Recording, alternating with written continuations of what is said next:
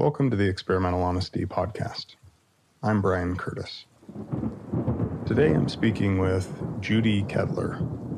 Judy is an award-winning journalist who has written for The New York Times, Scientific American, The Washington Post, Time Magazine, among many other outlets. Relevant to our conversation today, Judy is the author of the wonderful book, Would I Lie to You? The Amazing Power of Being Honest in a World That Lies. During our conversation, Judy and I chat about how she became interested in honesty, why she decided to start examining her own honesty and dishonesty in daily life, which included having children and the election of Donald Trump, how we justify our dishonesty through cognitive dissonance and the actor-observer bias, Judy's experiences with the nuances of telling prosocial lies versus giving truthful feedback. We discuss our personal experiences with a few of the 11 honesty principles that Judy lays out in her book, including the fundamental principle of awareness for examining our daily honesty choices, being mindful of how our emotions, particularly shame, fear, anger, and vulnerability, influence our daily decisions about honesty, Judy's experiences dealing with positive and negative feedback from her honestly writing about having an emotional affair, how to be truthful without being a jerk, why opening the lens of honesty can result in living a deeper, more examined life, honesty and raising children, including what to do about Santa, questions about sex, and more. Judy was kind enough to provide a PDF of the introduction and first chapter of her book, Would I Lie to You?, that you can download for free by visiting experimentalhonesty.com, clicking on the podcast section, and going to Judy's episode, which is episode number 4. You can learn more about Judy and her work by visiting Judi Ketteler, JUDIKETTELER.com. I really enjoyed this conversation, and I hope you do too. Okay, let's talk to Judy.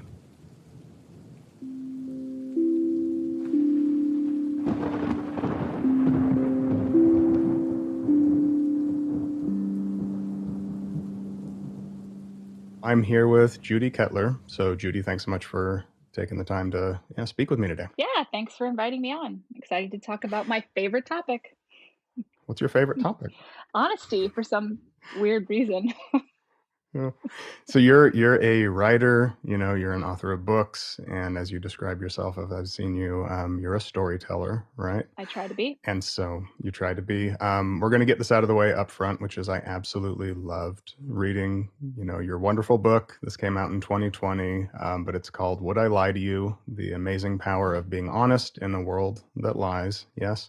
Yep, that's it. And that's it. So to start, let's maybe talk about, the path that kind of led you to become really interested in things like honesty, things like dishonesty, and why anyone would go about experimenting with this stuff in their daily life. So how did that happen?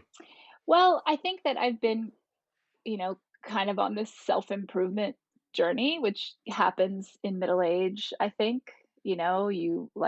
You're halfway through your life and you're like, what are all the things, what are all the ways in which I can be better, in the second half of my life? And so, um, honesty was a thing that I think it was in the back of my head that like I wanted to be able to tackle this topic because as a kid, I always felt like I just couldn't stand when I thought people were lying, but I also knew that I told lies too. And so it was this constant kind of like frustration, especially in high school, and especially because I was raised Catholic. So just seeing hypocrisy, frustration with it, but then also knowing that, like, well, was I really any better because I had my own things that I wasn't truthful about? So I feel like that push and pull has been with me my whole life. And finally, I think a series of things happen, one of which is I had children, Donald Trump got elected. All these things seem to converge to just like give me the sign that now is the time to try to figure out, your relationship with honesty. Like you see that we have this person who's now leading our country who's like the most dishonest person ever. But and that's not good, but what about your own honesty? Like, it's really easy to see dishonesty around you, but what about, I think it's time to really look at your own honesty. So that was the journey. Yeah. And so these various things can kind of hold up a mirror, right? We see Mhm, it in other people, we see it in politicians, we see mhm, it in religions and, what they preach versus what we see. mhm, And you write in early on, I think, in your book about that concept of cognitive dissonance, right? mhm. Yeah, Which is, yeah, we see that, but then turning that awareness 180 degrees to kind mhm. of hold up a mirror to ourselves. It sounds like that was a big part Yeah, of yes. the journey. Yeah. And it's, there's, as I'm sure you well know, like, there's all kinds of biases that human beings have to hold uh, cognitive dissonance in place, right? So like the thing that I stumbled upon, which is very obvious, but it was a new idea for me, is this actor observer bias, where you judge others more harshly for doing the same thing that you're doing. Like you have your own justification, but when others are doing it, you judge them very harshly. And that idea, which again wasn't really a new idea, but kind of it was looking at it from the lens of my life, like where I was at that time, it was a new idea. And so that really, once you start to do that, you can't un, you can't unsee the things that you started to see. I mean, you can, but then you just continue to spin around in cognitive dissonance. So if you want to get somewhere, you need to work through it. Yes, absolutely. So we've talked about the word honesty. We've talked about, lying. And so before we go too deep into kind of the contents of the book and your own kind of lived experience here, um, it was fun to read your exploration of what is Mhm. honesty. Like what the hell is that? We talk about it, but your journey through the nuance of what does this even mean? And you took some seemed like some heroic efforts to get to the bottom of what are we actually talking about? What are the definitions? And so maybe spending some time to talk about some of those key concepts that come up through the book. Sure. And so I know for me, the term honesty, that's an evolving definition from when I started thinking about it to now. So how are you thinking about what honesty is these days? Versus like when I started the journey, kind of like how have I evolved to think about it or Yeah, just kind of currently when somebody asks you, well, Judy, you write about honesty. What is that? hmm. Well, I think now I know that it really isn't any one thing, right? It's just Right. because inside of, when people talk about honesty, sometimes what they're really talking about is lying. Like, this is something that I've realized more recently with um, some research that's going on called the Honesty Project, which is all about like, okay, we've investigated deception and we know why people lie, but why are people honest? And I think when I wrote the book, I wasn't even necessarily thinking that there was a difference, or I was kind of conflating it all. And so I think um, lately it's been really interesting for me to think about not just why do we lie, because there's tons of really great research that shows number one, we lie way more than we think. We lie about how we lie. There's all these reasons we lie. You can manipulate to get people to lie, right? There's tons of really great research about that. But what makes us actually not lie? What makes us actually choose honesty? So that's just something that I'm thinking more about now, and I think only because there is this research going on that I've talked to some of these researchers. There's like a whole all these studies are being funded, and it's just interesting to look at to think about why are we honest versus why do we lie. I don't know if that really answers your question, No, it but totally does. And so the honesty project, that was a question I had too. hmm And when I talked to Emma Levine hmm earlier, and I'll be talking to Christian Miller, yeah, who, heads up the honesty project here in a bit, which is that renewed interest in not just honesty is the absence of things like lying or cheating or stealing. But number one, what is it? Maybe it's this intention that we want other people to know what we're believing. Emma has this now three kind of component Mhm. definition. Christian in his work, he lays out a lot Yes, of what right. honesty is. Philosophers are great at Um, doing that. they like their definitions and to Mhm. be very clear, Yeah, as you read about yeah. in the book there. But so, and then, right, this kind of resurged, renewed interest in why would anybody want to do that? What are the effects of not just not lying, but actually being open and honest with people? Mhm. And so, in thinking about lying, that's also, I used to think, oh, it's just you either lie or you're honest, but the nuances about different types of lying. And so, I can let you loose here, but Mhm. two things. There's lies of self-interest versus, let's say, prosocial lying. Can you break some of that down for us? Sure. So the lies of self-interest are, first of all, I say in the book, like we're all self-interested. Like human beings are self-interested creatures, right? So it's not that there's anything particularly wrong with being self-interested. You have to be self-interested. But when you put your own self-interest above truth, um, that's that's when you have a lie of self-interest, right? So these are the things, the lies that we tell related to ego, related to cheating, money, kind of the things you tell the lie to benefit yourself in some way.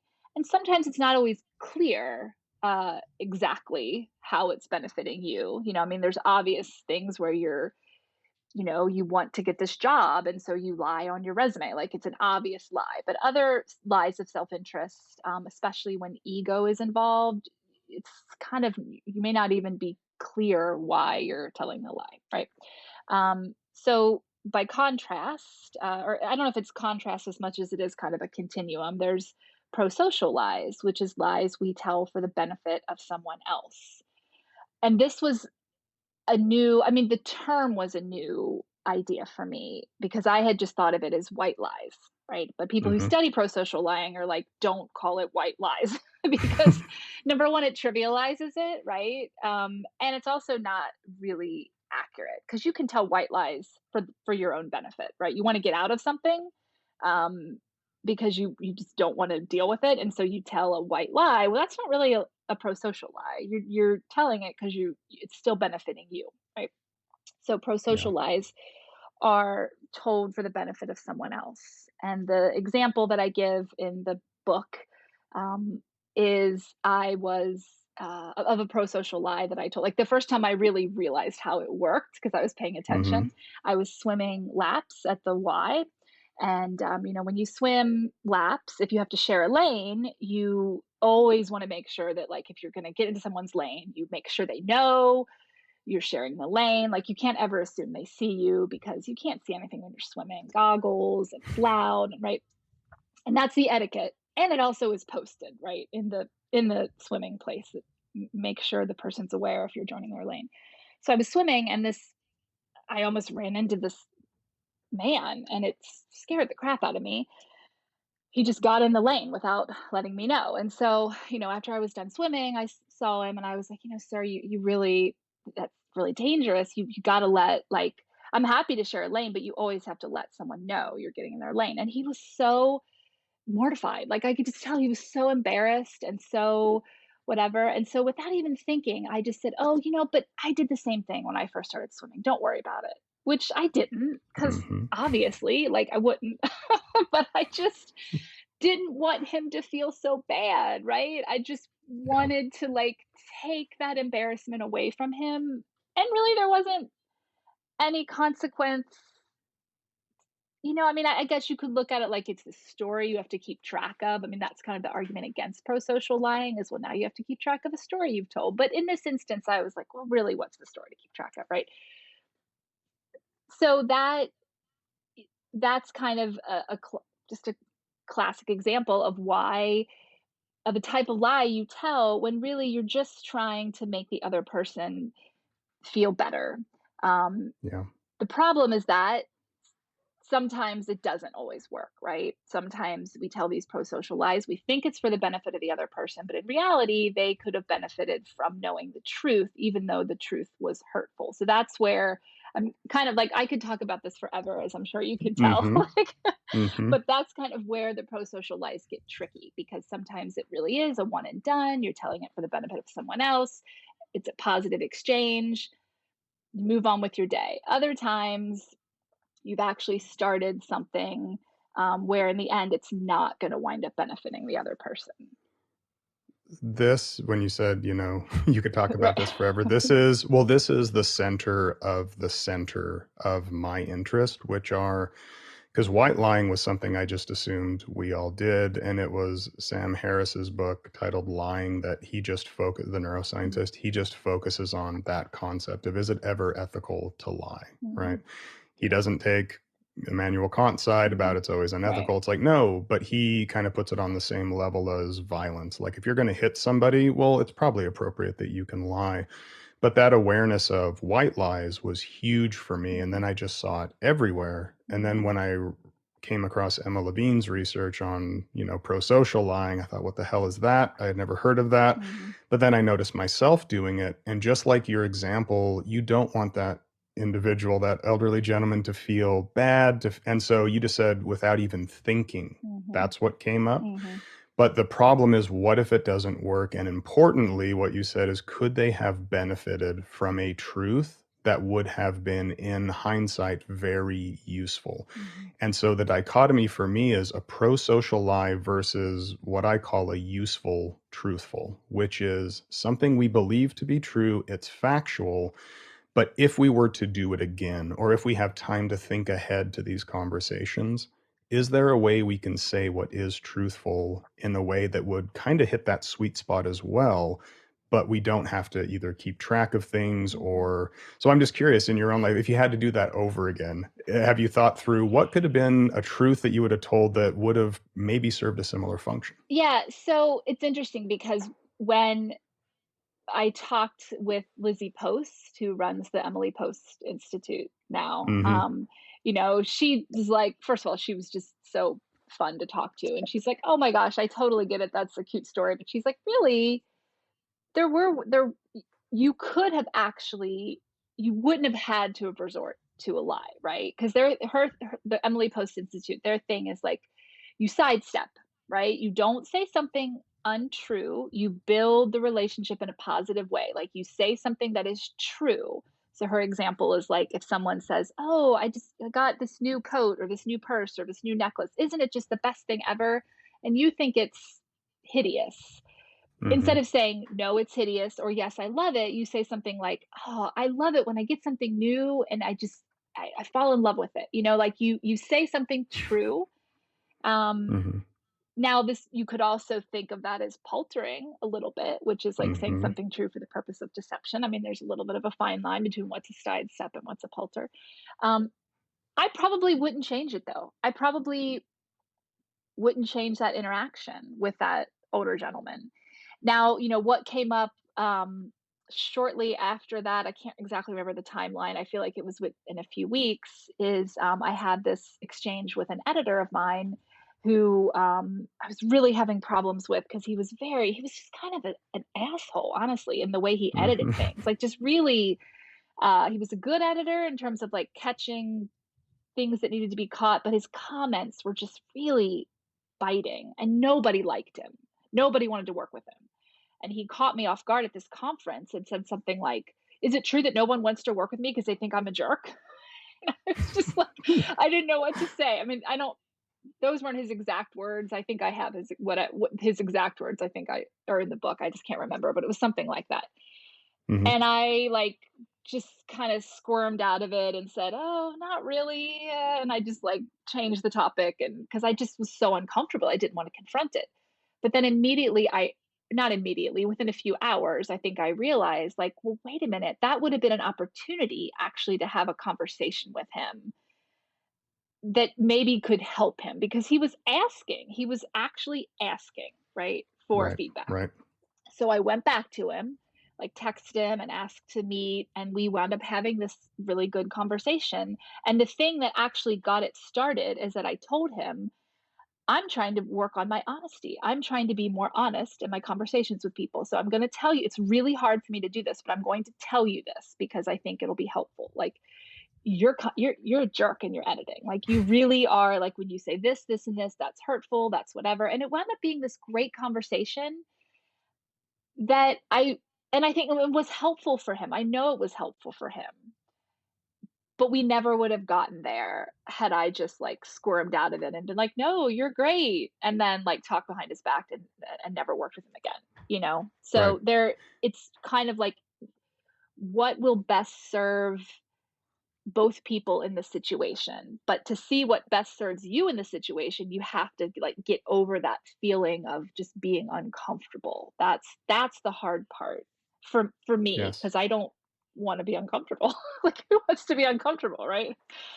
Nobody wants Right, to be uncomfortable. It's the human thing to right, avoid it, and this notion, this kind of theme of we're just caught off guard. It's right. really hard in the moment. But in that example with, the asshole editor, now we have but he exactly, he was asking for honesty. That Mhm. was very clear that that's what he wanted, and in after that, you were able to think about it, you're like, "Oh, this could be very useful for him to Right. be able to share what you actually believe." And very importantly, you kinda led with your intention. You're like, "You know what? I thought about it, and I actually, do wanna talk about this." And you were vulnerable too. Mhm. "This is really hard for me," right? "This Mhm. isn't something I'm aching to get off my chest."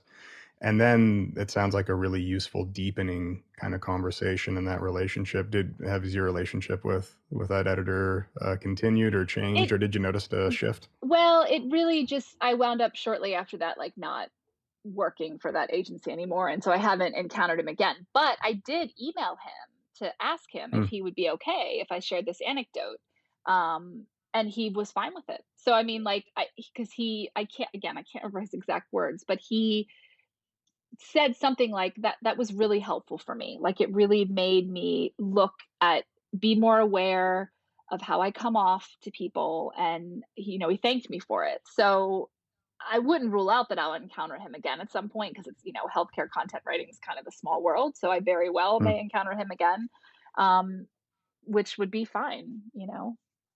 yeah. Well, a fundamental thing you just said for him, what it sounds like he appreciated in part was he's now more aware of Hmm. how he might come off. And so in the book, you lay out in total, there's 11 honesty principles that you have, Hmm. right? And the very first principle that comes up, again and again throughout the book is this principle of awareness Right. as kind of this fundamental means of, as you describe it, like taking back power in this world where people lie, Hmm. of dishonesty. And so, why is awareness so kind of critical for us to live a more honest life? I think because you don't because the fact that most people think that they're honest. Like, research shows over and over, like, we think that we are more honest than we are. Now, when you tick off, oh, well, do you ever speed? Do you ever do this? Do you ever do this? Would you ever bring your own food into a movie theater? Would you ever this? And people are like, well, yeah, yeah, I do that. I do that, but that doesn't count. So we have this fudge factor, right? That Dan Ariely talks brilliantly about. He has a whole book about it, right? Um, but we're kind of stuck in that, like, just thinking that we are far more honest than we are, and also judging others who we see being dishonest. So, like, we're doing both of these things at the same time, but without that awareness piece, you can't even see, like, what your behavior truly is. And that was one of the big insights for me, is that it isn't yes, I do think human beings should be more honest, but honesty isn't always the right answer, like, as we've discovered through Hmm. prosocial lying, but you can't get to any of it unless you're first aware of what you're doing. When you're just on autopilot and you kind of say these things, and you're not examining it, you're not examining, like, am I telling a prosocial lie here? Like, is that the best choice? Would honesty be a better choice? Or is honesty not the right choice? Like, what's in this situation, what is the best approach? You can't even get to that if you're just kind of on this autopilot thing. So awareness, it's not just about being more honest, it's about being aware of your honesty choices. Like, I kind of came to see that really quickly. That it isn't just like, oh, we should all walk around being more honest, right? Because there's, like, a couple of movies about that, right? That are pretty There's Liar hilarious, Liar, right? there's The Invention of Lying. Yeah, they're Exactly, hilarious. right. So like that doesn't really work, right? It's just about being aware of it. So then you can maybe you make the same choice, maybe you make a different choice. Yes, and really interestingly for me is, when if the listener, how do I go about doing this, or what is a practical way to increase the awareness? Well, for you, you had this honesty journal, right? Right. And yeah, and so when you think about the kind of tools for, in your own experience, raising that awareness, becoming mindful of all these behaviors in yourself and others, any really useful tools that for you were effective to, yeah, to increase that awareness? Yeah, I think because I'm a writer, and because I've been keeping a journal on and off like my entire life. I mean, since I was able to write, even as a kid, I would keep these really hilarious journals. I mean, they're hilarious when I look back on them. So for me, it was just the natural way to keep track of it, to write it down. And I think the benefit of writing something down, even if you're not a writer, even if it doesn't feel like it comes super natural to you, the benefit is that you have when you have a practice where you're going to write things down, first of all, you're tuned in to like think about what you're going to write down, right? Like you're paying more attention because you're thinking about, oh crap, I got to write something down, right? So you're paying attention when it happens. Then like you're kind of keeping track of it until you get to your whatever it is, your sheet of paper, your Google Doc, until you write it down. Then you write it down. Then you probably reread it, if you're like me at least. And then you reflect on it. And then maybe when you go to write down the next thing, you reread what you wrote. So, like, you've already reflected on a situation 4, 5, 6 times that before you wouldn't have reflected on at all. So, that's really the benefit in my mind to writing it down. And there could be other ways to keep track of it that I just haven't thought of. But for me, writing it is just was the most natural thing. Right. And it seems like in reading what you wrote, it kind of lays out this kind of path or this map of like, wow, these are the kind of Judy patterns of, here's where I tend to go to white lies. Hmm. These are my kind of unexamined things I'll just say when my kids ask me a Hmm. question, or these offhand remarks I might make. But now you're aware of it, you're writing it down, and just like you're saying, we're thinking about this, and these patterns now really start to jump out. Whereas Hmm. before, it's exactly right. We're just on autopilot. We might not even be aware of this is how we're living our life. Yeah. Right, and it's not unlike anything else that athletes who track, I'm a runner and I keep a running log, right? And so like I can see patterns of times where I'm not sleeping very well. I'm probably not going to run as well. Or when it's really hot. I mean, that's kind of obvious. I'm not going to run as fast or as well. And so, but when you have the data, whether it's quantitative or qualitative in front of you, that's when you can see the patterns. I mean, that's exactly what you just said. Yeah. Yeah. Yeah. And so, principle that number one is awareness. A related one, or another, let's say a very central one that keeps coming up over and over, and I've definitely found in my life, this is your third principle, which is to be mindful of emotions, Hmm. right? And so, in particular, the role of specific emotions that can motivate us to either be maybe more honest or less honest, both with ourselves and with other people. Hmm. And so there's plenty of emotions you touch on, but so in no particular order, what has been your experience with, let's say, the role of shame in honesty and dishonesty? Yeah. So shame. Oh, shame is a hard one because it's so hardwired into human life and consciousness, I think, right? Hmm. Um, but it definitely gets in the way of fruitful dialogue because it creates um, embarrassment, but it also can create kind of like reactionary behavior. People who are ashamed sometimes dig their heels in further. So I think that until you I mean, a huge part of the book, right, is about like looking at like what are the things in my life that shame me the most, which is awful. I mean, like, it's Mm. like really a horrible thing to like have to think about it and then write it and share it with the world. But until you really can honestly look at like those shame triggers, like the things that shame you the most, it's just very hard to see it coming up in interactions that have to do with honesty. So I don't know if that answers your question or not.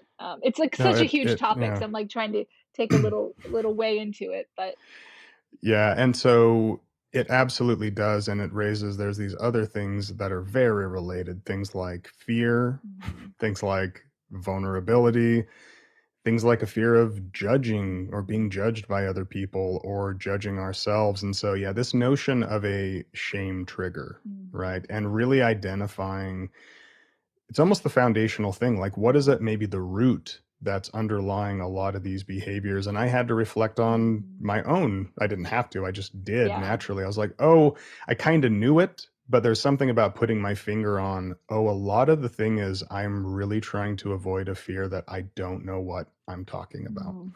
Right. And so in my life, this chronic perfectionism, over preparing, generalized anxiety, like, it's this worry that if I'm not perfect, there's Mhm, this just fear of that, and then the other big trigger for me was alcohol use, mhm, right? And a lot of it was to I ended up figuring out it's to cope with this mhm, anxiety and these fears and to kinda turn the volume down of this dialogue of, as mhm, Megan would say, my wife early on, she's like, "You are not here." mhm, I'm like, "What are you talking about? I'm right here." She's like, "You are a million miles away." And she mhm, was right. I was preparing for that presentation. I should be studying. And that was really hard to admit to myself that, wow, this is really getting in the way of the type mhm, of person I want to be, ultimately, the type of father that I want to be. And without an awareness of this is a really big deal, then I could start making those necessary changes to be the antidote to shame is this openness, mhm. right? Being willing to be vulnerable. You write about that as well. But yeah, that was my own experience. So thanks a Yeah. lot, Judy. You forced me to look at my shame trigger. Yeah, well, but it's that so mine similar is the who do you think you are, right? Like, who do Mm, you think you are? Like, that's my whole like, even in writing this book, it was like, who do you think you are? You're not a social scientist. You don't have a PhD. You don't have this. You barely even know how to read a study on PubMed. You have to look up every other you know what I mean? It's like this, who do you mhm, think you are? So that but that I mean, it gets in the way of doing things, but also when it comes to honesty, that kind of shame, it's also kind of like, who do you think you are to say this difficult thing to this person? Like, who do you like, you're supposed to, make everything better. You're only supposed to be kind. You're supposed to not ruffle feathers. Like, who do you think you are to, challenge something and say the difficult thing that needs to be said? So it's like there's so many those shame triggers, they just have these little tentacles that just stick into everything, right? mhm. Yes, absolutely. And that's very, very interesting to think about that. Who do you think you are to be able to even think about living a more honest life? Mhm. Because a lot of the time, I mean, that's definitely my experience is people assume, well, we're doing this for a selfish reason, Mhm. right? People, I just tell it like it is. Yeah, I'm Mhm. just going to speak my Mhm. truth, but without that nuance of why are we doing that? Is this, honesty that can be very, very hurtful, right? Mhm. Just blatantly sharing that, or that more is it for a pro-social, reason. Right. We can be triggered even Mhm. listening to this conversation and thinking, is this something I want to do? We might have to overcome some of these difficult emotions to even Mhm. take the next step to becoming more aware, it sounds like. Yeah. Yeah. Yeah, definitely. And there's just a whole range, as you've said, it's shame, but it's also, anger. I mean, it, it's just in every situation, and it's hard, right? Because who wants to have to be aware all the time? But um, in the situations that matter, it really is important to kind of try to take that quick inventory of what emotions are involved, right? And I've had to do this. I definitely had to do it a lot lately around anger, right? Because there's so much happening that just pisses me off. right? And Mm-hmm. my instinct is to take to social media and to just be like, fuck everyone who did this or did this or did this or did this.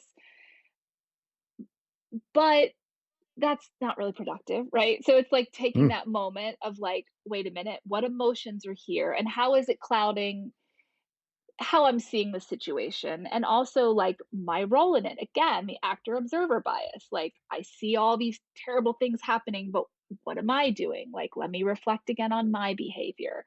So anger wasn't a thing that I don't feel like it was as I was writing the book, had some anger, but I it's definitely been a thing since 2020 because the book did come out right at the beginning of 2020, right? And then we had this Mm-hmm. Mm-hmm. these like, couple crazy years, right? And so anger has definitely been a thing that I've had to try to pay more attention to. Um, not just like how it relates to, you know, my behavior in general, but as it relates to honesty and the things that I'm saying. Yeah. And the key thing there, I mean, is is that emotion useful? Like you said, I Mhm. mean, like, "Fuck this, can you see this?" And we Mhm. can just fire out that tweet Yeah, or yeah, that post, and there's an energy to that that we feel good. That's yeah. a Oh, you good feel feeling so good. emotion And because then you feel you're right. terrible, right? You feel great because you've got the righteousness on your side. And But that mhm, that ability to step back and in the moment and mhm, say, "Well, what is my goal here?" mhm. Right? What do I want to accomplish? And if anger is motivation to get you there, great. But if there's other aspects of it, or if that might take you away from Yeah. being as useful as you want to be, well, then what other tools are in the toolbox and how can you then intentionally shape that? That Mhm. can be a powerful thing, not just to be shoved around by Yeah, your emotion, but yeah, how do I want to frame maybe my yeah, honesty in a way that's likely to get done what I want to get done? Yeah. yeah, yeah, absolutely. And then there's this notion of, something you write about in your experience about being honest. And this is with various, acquaintances that you Mhm, had. A central thing that you came to over and over. And I just thought, wow, this is so open and vulnerable of you to write about, but that emotional affair, yeah, right? That yeah. you write about. And we can talk a little bit about the background there, but you note that when you actually shared this with, Mhm, some people, when you were open about it with acquaintances, their some of mhm, them, their reaction was relief, mhm. right? Yeah, They were kind of finally able to talk openly yeah, about their own experiences. And with somebody like you, I can talk to Judy about this and I mhm, don't have to be afraid of mhm. being judged, Yeah. Yes, right? definitely, yeah. Well, it's And so, go yeah, go ahead ahead. go ahead with your question, because I'll just like, No, it's "Ooh, just well, I'll start talking about it." it was just so this came out 2.5 years ago, Mhm, January 2020. And so those experiences, and then after the publication, I'm just curious if that has continued, people reaching out, or if you've noticed that when you've been vulnerable and open, if people kind of have that relief, or even I guess mhm. if there's this self relief of finally now I no longer have to hide this. I know there's a lot there, but I'm just Yeah. curious about your experience. Yeah. Yes. So, I, interestingly, have had, uh, various reactions, right? So, well, first of all, emotional affairs are very, very, very, very, very, very common. It's just people don't want to talk about them, right? And so Hmm. when you open up a space, and someone realizes they can be safe talking about it, they will talk about it. It's just they're very common, and we would all be much better served if we could have conversations about it without all the shame and the guilt and the finger pointing and the articles 10 tips to know if your spouse is cheating. I mean, if we would be much better served if we could have like real conversations about these things. um, but I definitely, I've had people um, email me, message me on social media, telling me their stories, thanking me, but I've also had people telling me I'm a horrible human being and I'm going to hell and their spouse or whatever cheated on them and it's a horrible feeling and who do you think you are? So I've had that too. I mean, Hmm. I just delete it. I usually don't even read it. But I've had kind of the whole gamut of human reactions. But the people who contact me in anger, they're hurt, you know? I get it. They're hurt. They just wanna it's that feeling of, like, again, like me being pissed off about something and just posting something on Twitter or Facebook, like that anger, right? You feel better when you do it, and then you probably feel worse, and so I usually just don't even engage, or I might say something like, "I'm sorry that happened to you," and just leave it at that, you know? Yeah. So the whole range really, of of of everything from relief, "Oh, someone else gets it," to, "Well, clearly she's a horrible person and she's going to hell." Right. So it's been all of it, All of it, all the right. above, Which is what I and expect. since, yeah, It's what I mean, I write a lot of op-eds, and that's what happens every time you put anything out there, honestly, even if it doesn't even seem controversial, even if it's just about, like, you know, daylight savings time, right? Like, you're gonna get you're gonna get a all shit of it, show. right? Yeah. How dare you? You're gonna get all of Farmers, it. food. Yeah. Yep. Yep. Yeah. And so with that, and that's an important point though. This is a risky thing, like anything else. Like being standing up and saying, this is my actual Yeah. experience, and being open enough to say, you know what, this is real. This is Yeah. something that I noticed, and you're willing to share that. That's kind of what we're signing up for. Mhm. But in your own experience, so that's how other people are reacting. I know in my experience, when there's something, I tend to be somebody that if I'm dishonest or if I know there's a palter, whatever it Yeah. is, right? Something that I'm misleading, I keep that very, very close in the back of my mind. Mm. And it's just this barrier in my interpersonal relationship now. Yeah. And I can't just be present. It's in the way. And so when I personally have thought through how do I want to say this, and then I can actually muster the courage to Mhm. have that conversation, it is so interesting how almost immediate the sense of this unburdening is. And if done in a way that I feel like, hey, at least I tried my best, I've found I'm trying to think of an exception, and it's not coming up right now, but it tends to really deepen that relationship. People, they might not like what you've said or that you've been dishonest, but I just don't know in your own experience, have you found that similar kind of it's this unburdening and now you can just be yourself. There's nothing, Mhm. not much to keep track of. Yes, and so that and, it's interesting, and so if you talk to Emma Levine, she maybe talked about the study that she and Taya Cohen did about, like, showing that, people dread being honest, but then it winds up being way better than they think, and Yeah. it's more socially Yeah. connecting, and I have found that to be true 95% of the time. So I Right. I think, you know, the exception that I will say, but again, this is because the environment we're living in, this supercharged environment, very politically divided. I've had an issue with one of my sisters who is very, let's just say the day after the insurrection, I was looking at images in the New York Times because I was afraid I might see her, right? So like we're Mhm. very we've been very estranged. And I just decided I was going to tell her everything I thought, like, because she kept trying to email and tell me, the error of my ways, and I was going to hell if I didn't do this, and well, all these things, right? All this kind of alt right stuff, and I just kept ignoring it. And finally, I was like, I'm just going to tell her exactly what I think, and it didn't go anywhere, right? Like, it did not improve the Mhm. relationship. But I'm not sure that there's sometimes relationships get to a point where you have to just let it be, almost like they're in some kind of medically induced coma, is how I think about it. Mm. I was hoping that it would help kind of just like everything I've been holding back for the last 5 years, I'm just going to tell you, but it really didn't. So it's kind of like I still am a fan of, being of all the things I said in the book, but there are times where it doesn't land the way you want it to land because of things that you absolutely can't control. You know? Yeah.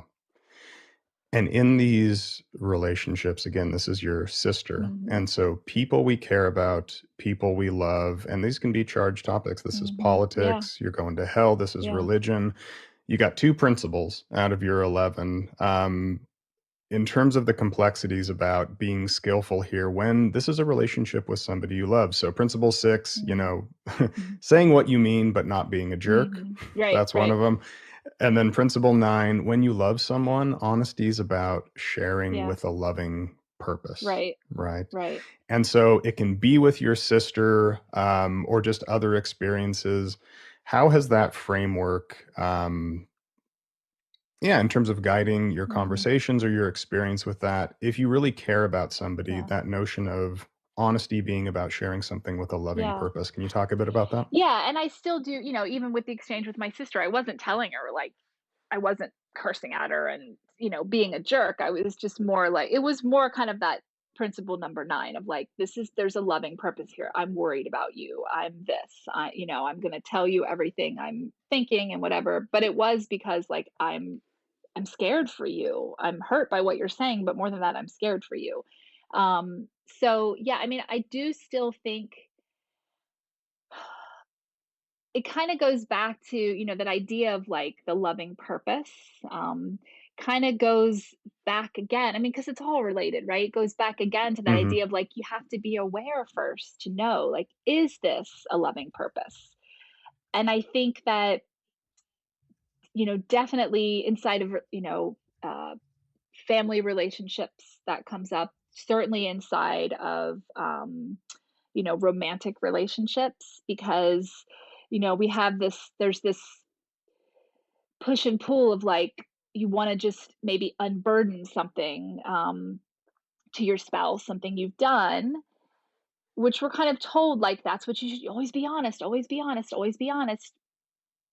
But I don't know, like it is, does that honesty help? Does that honesty always help? Does the Yeah. person always need to know? So it's like you can really kind of wind up going in circles with all of this, right?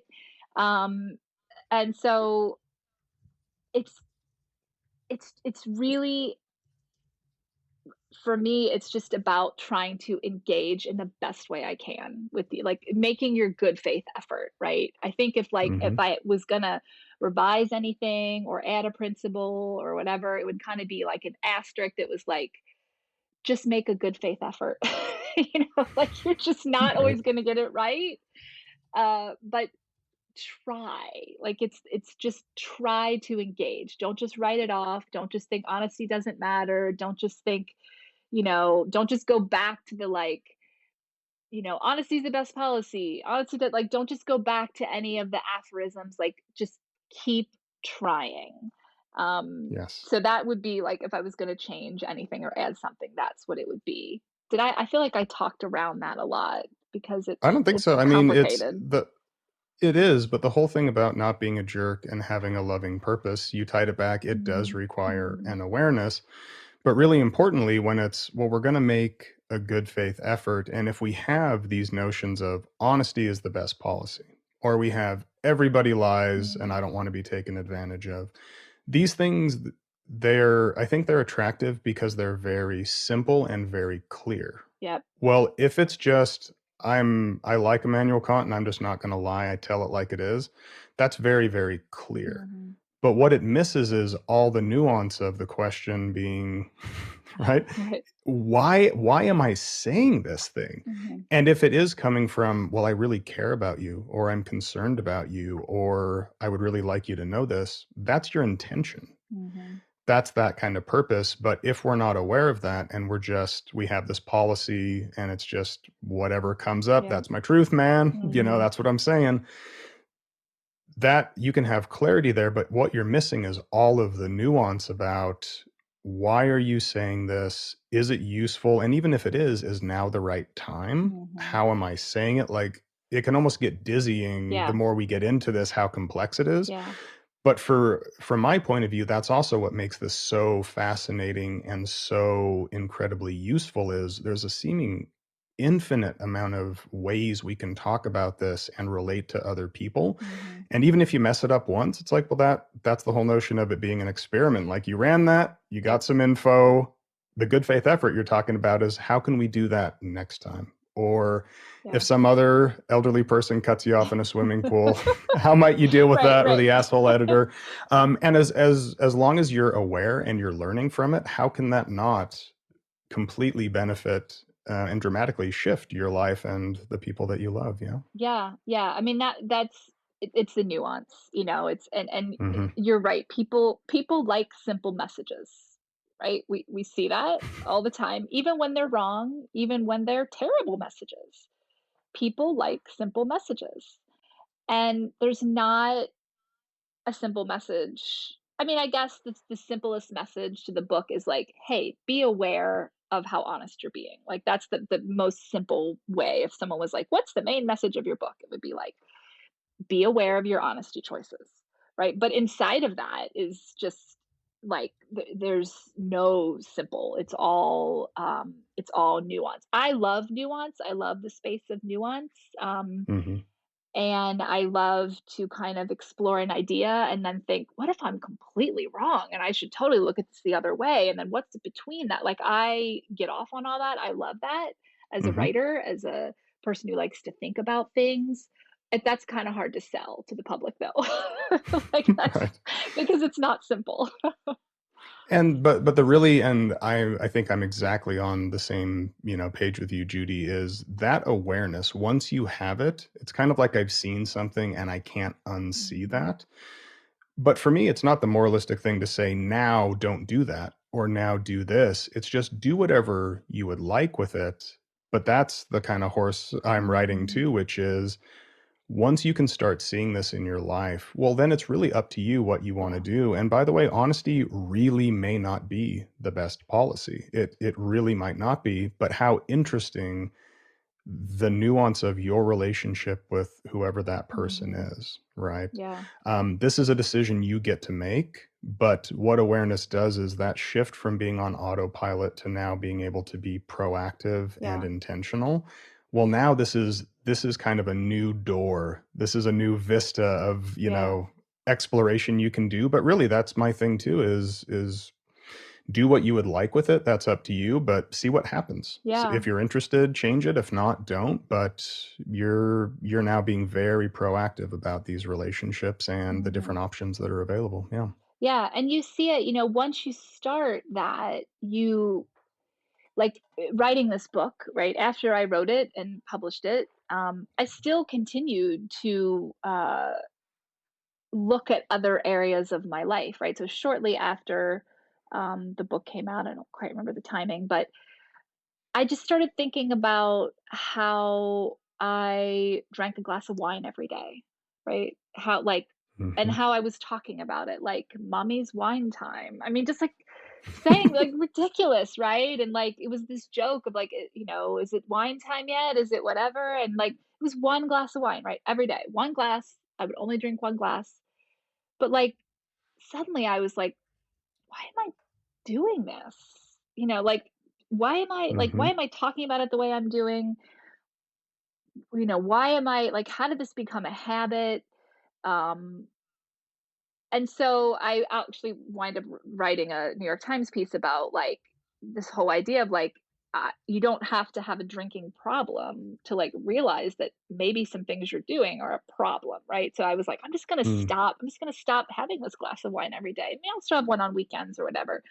But it was such a like, I don't know that I would have thought to even examine or look at kind of this thing I was doing without this other work that I had done, right? So it was just That's like right. one more example of like, wait a minute, let me look at some of these habits I have. And it was pretty simple. Like I didn't even miss the glass of wine, right? I was like, yeah, I don't even, why was I even doing that every day?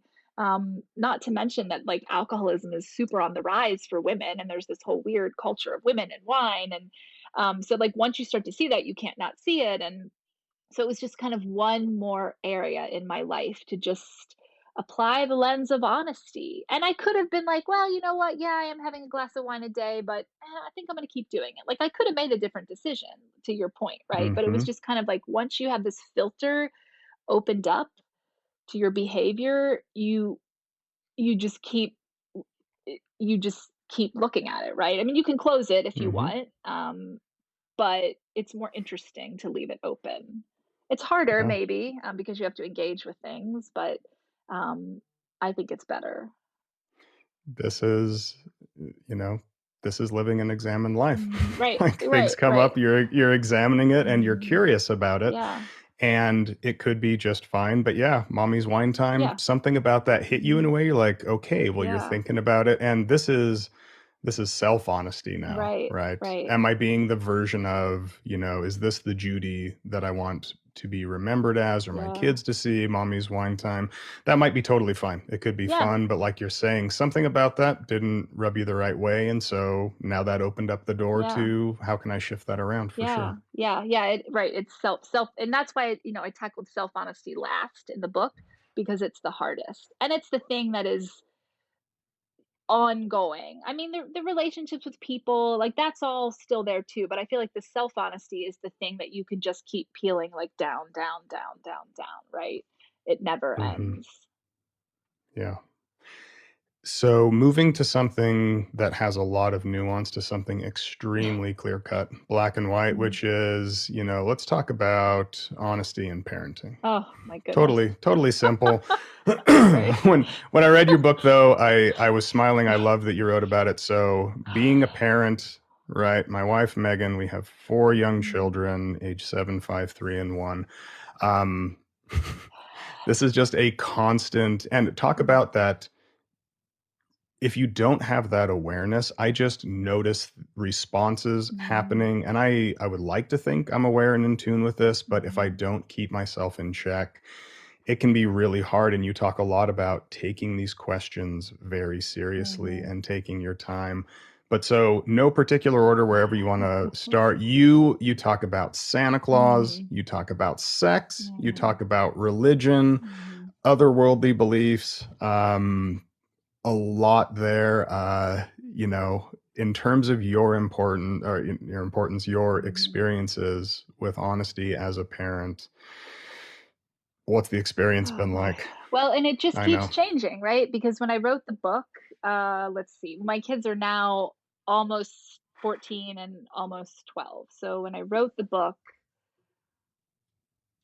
whoa, did both of them still believe in Santa? Let's see. Man, time just gets all, I will remind yeah, you, yes, Max Max. did. Yes. He was actually asking He was sincerely asking, for right. an Okay. answer, and Georgia was not Right, in asking. the process of writing it, I basically had the same conversation with her. Um, Yes. so yes. So and it's interesting because the Santa thing comes up every holiday season, right?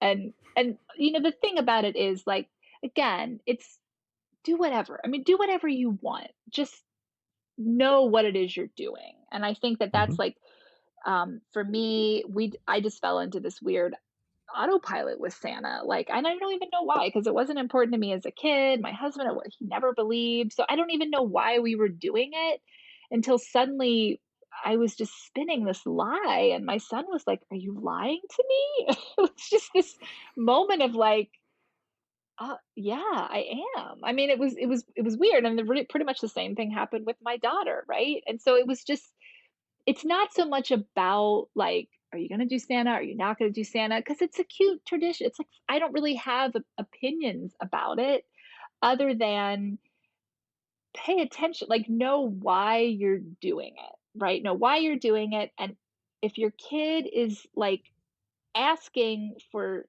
meet your kid where they are. If they're like, "Love it, and it's fun and whatever," fine, but if they're asking for something like, if they're asking for the truth and it like, you can tell they really want the truth, like, the jig is up, right? And so I think Right. but every year, like, I see people they have very strong opinions about it, right? And so I see, like, every year, like, the kind of local moms Facebook group, like, people are like, "By the way, if you have a kid who doesn't believe in Santa anymore, please tell them to keep it to themselves and not ruin it for everyone." And I wanna be like, I mean, it doesn't that's not like, why? You know what I mean? Mhm. Like, why are you holding on to that? So, I think that's just an area that, gets talked about a lot, but it's by far not the most important one, right? Because it's kind of Right. it's fleeting, it's tied to, like, kind of like otherworldly creatures, and it's I think in my experience, it's been way more important to engage with my kids around the tough topics, sex, gun violence, political reality. It's been those conversations have been way more important, and they're ongoing and they keep evolving because now my kids are old enough that they have their own ideas about things, right? Like they have their own influence by their conversations with friends, influenced by watching TikTok, influenced just by their own thinking, right? So we can have these conversations, these honest conversations now about these really important topics. And, maybe we would have had them anyway without kind of me doing all of this work. But I Hmm. feel like I'm in a better place to engage with them rather than just try to like swat it off if I don't want to talk about it. Right. Right. Yeah. Yeah, the way you mentioned talking to your son about sex Oh, and the yeah. way, but like the way it came up and the way that there was, I believe that just impulse of either Mhm. we're gonna push it off Yep. or we're not gonna address it. But yeah, can you talk, just because I think it's important to Yeah. parents who are listening, because so much I know we can think of, well, they're gonna learn that at Yeah. school, they'll do it some other way. I just really appreciated how Yeah. you handled it. If you could talk about that a bit. Yeah. So I made the decision that I was, gonna answer every single one of their questions about sex, body parts, terms completely honestly. Um, and that is uncomfortable. I mean, Yeah. that is especially because I didn't grow up in a family where we did that, right? Number one, grew up Catholic, where like Mhm. sex is a sin and shameful and all kinds of weird stuff around that, right? And number two, like my parents were of like, they were born in the 30s. They were of the silent generation. Like you didn't talk about that stuff, right? So it was not at all natural for me to like be like, okay, you want to know what squirting is. Okay, let me explain to you what an orgasm is. Just very matter of fact, because I realized that if I didn't, they were going to look it up, right? And they might Yeah. still look it up, but I would rather be the one that tells them. So I and it's different with my son versus my daughter. My daughter doesn't really she gets embarrassed by it. She doesn't really like to talk about it as much, which I respect that, but I always say like you come to me with any questions you have and she does and we talk about them and then she's like I'm done now and she whatever. Whereas my son will just keep like asking more and more and more and more like they're very very different. So you have to Mhm. know your kid. But I'm a big fan of when it comes to sex, all the knowledge, all the terms, all the knowledge, all of it by the time they're in school. 5, 6 years old, they need to know all the basics. By the time they're 9 and 10, they should probably know all the slang and all the things because they're going to hear it and they're really smart about how to use Siri and how to look things up. And it's just Yeah. I would rather be the one that they have the first conversation with it. But not lots of people do not agree with me on this. Like I've had numerous conversations, Mm. and it's people just they parents because it's a a difficult topic, and they don't. They're like, oh, I could never do that. I'm like, really? Because if your kid has the question and they want to know what it is, you think just because they can't talk to you, they're not going to find the answer? Like that's not how it works. Yeah. And I guess again comes back to the fundamental principle, like whatever you decide to do, if you're aware Hmm. of that choice that you're making, Yeah. that's totally different than we're just going to avoid it. We're not going to talk about Yeah. it. But if it's you've considered it and you've weighed pros and cons, and that's Hmm. just not something you Yeah. want to do, that to me, that's really hard to Hmm. argue with. It's Yeah. like, okay, well, that's your choice and you have made it, Right. but that is far different from just the kind of reflexive, we're not Yeah, the talking about that. reactionary, You shut right. it down. Right. That's right. Right, right. That's Yes, right. definitely. And so parent to parent, because you hear this a lot with, or at least I do with parents that are like, I want my kids to be able to come to me with anything. Mhm, And that's the line they'll give is, you can talk to me about mhm. anything. But if there's not that trust there, Yeah, and it hasn't actually been this kind of pattern where, oh, well, mom's actually gonna talk to me if I answer a mhm. question. I know you don't have other kids to compare this with Yeah. directly, but do you find that your kiddos are proactively kind of maybe more inclined since you started this kind of way of being to come to you with that? I think so. I mean, because I do feel like there's really nothing that we can't talk about. There's really, and it's always in age appropriate ways. And I mean, they really are, they really are kids who like, I mean, they're little jerks in a lot of ways, right? As all kids are, right? So I don't want to like Hmm. get up here and be like, oh, my kids are the best, but they really are.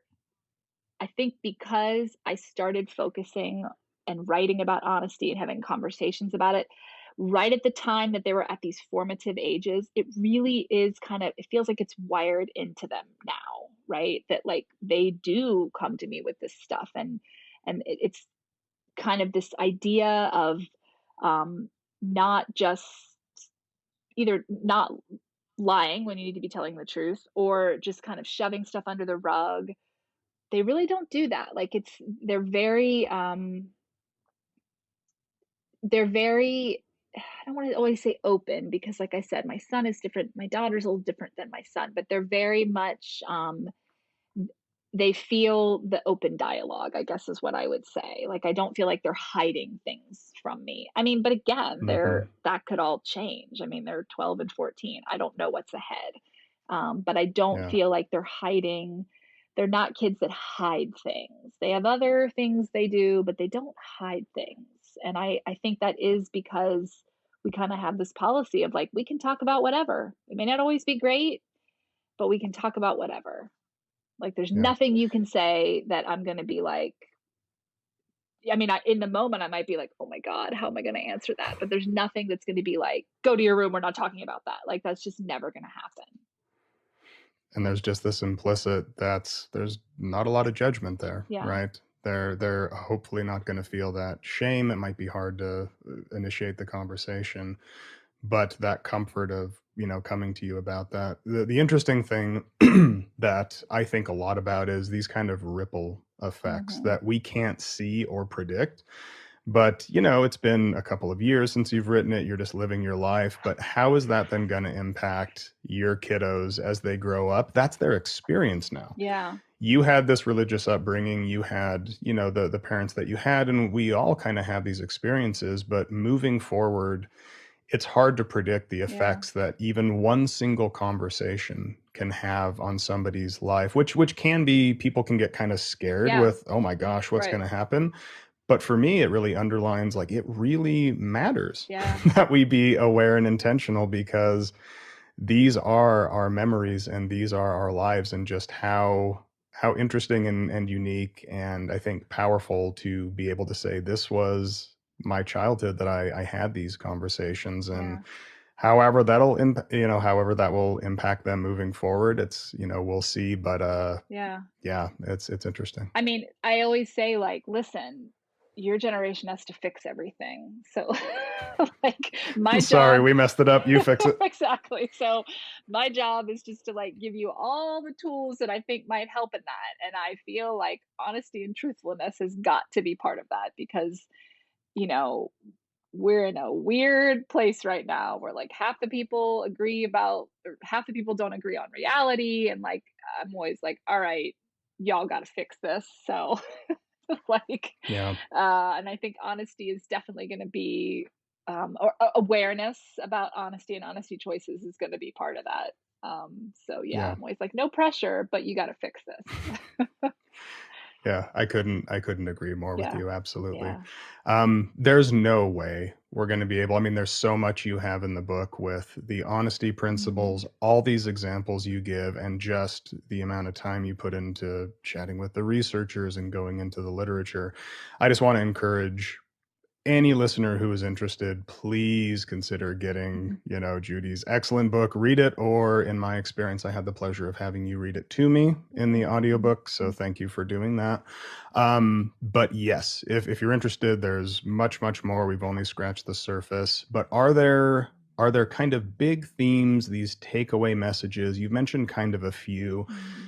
but in your life, having lived this, that really stand out to you that these might be kind of some golden nuggets that could be useful for anybody who maybe they're kind of interested now in taking some more steps, increasing awareness, all that stuff? Yeah. Yeah, I mean, the biggest thing is just start paying attention, Yeah. just start, like, forget what you think you know about honesty and how honest you are, and forget all of it. Just, like, forget it and just start paying attention to what you're actually saying and doing. And it will probably blow your mind. I mean, there will be a lot that you're saying and doing that you realize isn't really truthful, but it doesn't really matter. Like, we all exaggerate. We all, like, you'll quickly start to see, like, oh yeah, I do this, but that doesn't necessarily matter. But when I do this, that might matter. Like, you'll kind of quickly start to see those patterns. But just forget what you think you know about honesty and how honest you are, and just start paying attention to what you're actually doing. I mean, that's the best advice that I would have. Um, and kind of like before, what I said is, like, make a good faith effort. Right? Like, Hmm. sometimes it will land well, sometimes it won't land well, sometimes you will be really uncomfortable and you will sweat and you will stumble over your words, and um, other times it will be far easier than you think. But just, like, make a good faith effort in your interactions with people. um, so those are the two things I would say, are Yeah. the biggest takeaway, because they're the things that I continue to, do. I continue to kind of, it's good faith effort. Every day is a good faith effort, and, like, just paying attention to what I'm saying, what I'm doing, what I'm writing, my behaviors. Um, yeah. Yeah. Well, if this conversation, if your book, if other things open the door, it really is. It's seemingly endless Mhm. and just fascinating for sure. So, if listeners they want to know more about you and your work, where would you point people if they want to find out more about you? Sure. So I have a website. It's just my name, Judi Ketteler. Which you'll spell out for, well, it's Judiketteler, judikettler.com. And so Hmm. you can find clips to things I've written. There's a link to the book. Um, you can also, just go any of the places that you like to buy books. The book is available. Um, you know, uh, Paperback, Kindle, audio, all the ways. Hmm. So yeah, however you like to buy books, just it'll be there if you so choose. Great. Well, Judy, once again, yeah, I mean, thanks so much for your time. Thanks so much for, I mean, writing this book. It was so great to that first person Mhm. experience. Like, yeah, we can go into the literature, we can read the studies, even if we're feeling like we have shame triggers around, are we qualified Yeah. to do this? But the actual human experience of taking that and just what you write and what you share there, I just think it's extremely powerful and useful and very, very important. And so thanks for taking the time to talk with me today, and just thanks for, everything you do and continue to do. Yeah, well, thank you. Thanks for having me on. I love, I mean, I just could talk about this all day, as you can probably see. I don't get to talk about it that much. I mean, I spend my days, I do a lot of healthcare content for hospitals. And so I spend my days kind of, like, explaining, you know, tachycardia. And so, which is also very important. But I love to talk about all of these concepts. So, Yeah. Well, I would say we are on the exact same team, so maybe we'll just say to be continued. yep, Yeah. sounds good. Cool. Thanks so much, Judy. Okay. All right.